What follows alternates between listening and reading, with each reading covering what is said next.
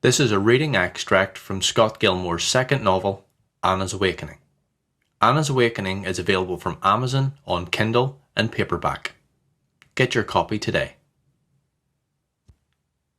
Iris lay down on the settee in the living room of the cottage.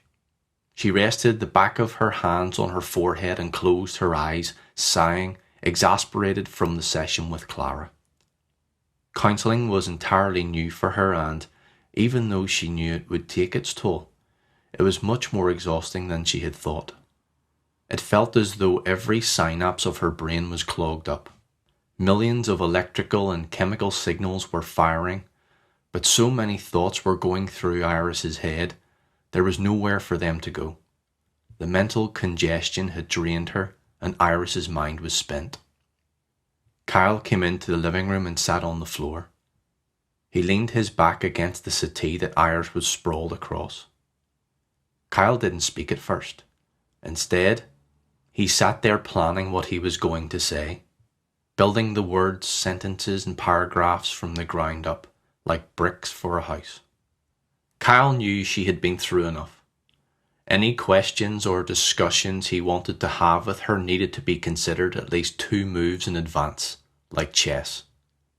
"I'm tired," Iris sighed. "I'm sure you are. Counselling takes it out of you. It's like clearing scrap paper from a pile you kept meaning to tidy away. It takes a lot of energy to work through, but when it's done, you'll feel the better for it." Kyle turned and took Iris's hand in his, squeezing it gently. "I've been there, so I know how it feels, darling." Feeling Kyle was showing a side of him that she never knew intrigued Iris. "Why did you need to be counselled?" Iris asked, knowing the question would not be fully answered. She felt Kyle shuffle, and not just because of the discomfort he was feeling sitting on the hard floor. "Too much to tell you at the minute, sweetheart." Kyle looked up into Iris's eyes. She would not settle for simply being fobbed off. Kyle had his reasons, and knew why he would not feel comfortable telling Iris all of his background.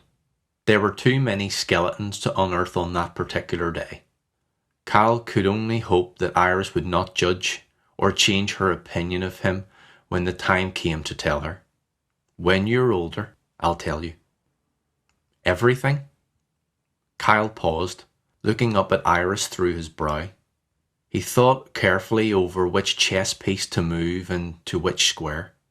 Enough. Kyle stood up and went to the kitchen to pour 2 glasses of water. Kyle stood at the sink, leaning on the worktop with his arms splayed, looking out the window.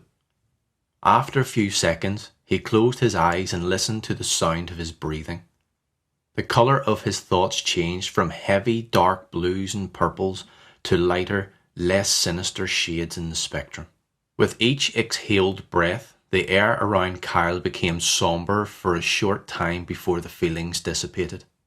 He was forcing his demons to stay away while with Iris. At night, the spectres were free to haunt him, but he couldn't allow them to surface anywhere near the girl. While Kyle was out of the room, Iris thought back over some of the sessions she had just had with Clara. She was extremely professional. Raymond would not have invited Clara into their world if she was not trustworthy.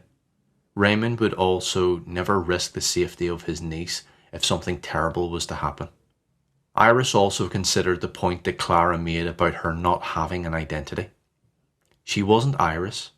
She wasn't Anna. She was no one. It was then that Iris made a solid decision. It was something that she knew could either help or hinder the progress she was hoping to make while she worked to piece together her past. Kyle walked in with 2 chilled glasses of water. Condensation frosted the walls of the glass, and the sound of ice cubes tinkled like a musician playing a xylophone as gently as she possibly could. "Here you are," Kyle said as he handed the glass over to her. "Sorry that took so long.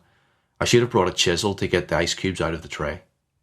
"Thank you," Iris replied, sipping the water as she arranged the sentence that she wanted Kyle to consider. "I've been thinking about some of the things Clara and I discussed." "Right," Kyle said, sitting down at the other end of the settee as Iris shuffled up, folding her legs beneath her. Kyle knew she was going to ask his opinion on something. He braced himself for what it could be, wearing his best poker face while he planned his response. What was it you were thinking? Clara asked if it was okay to call me Anna. I said it would be okay, but that it didn't matter. Whether she called me Iris or Anna, I still had no identity. Okay. Kyle already felt that he knew what Iris was going to ask him. I've thought about what I said and how I said it. Iris picked at her fingernails, trying to word her thoughts precisely. I think I need to make a choice about my identity and who I want to be. So, which is it? Iris or Anna? Kyle's eyes were the usual warm, understanding windows that helped her see right into the core of his being. He was utterly sincere, and whichever choice Iris made, he would accept it. That would be her identity from then on. It's Anna. Kyle smiled. His head nodded slightly for a few seconds. Anna it is. Anna and Kyle sat in silence for a short time, sipping on their glasses of ice-cold water. The condensed water droplets on the sides of the glasses started to clump together, slide down the drinks and fall like the first signs of rain. Just as the glasses were shedding the condensation, Anna felt that she was finally taking her first timid steps, shedding her skin, shedding Iris, and starting anew. This is a reading extract from Scott Gilmore's second novel, Anna's Awakening. Anna's Awakening is available from Amazon on Kindle and paperback. Get your copy today.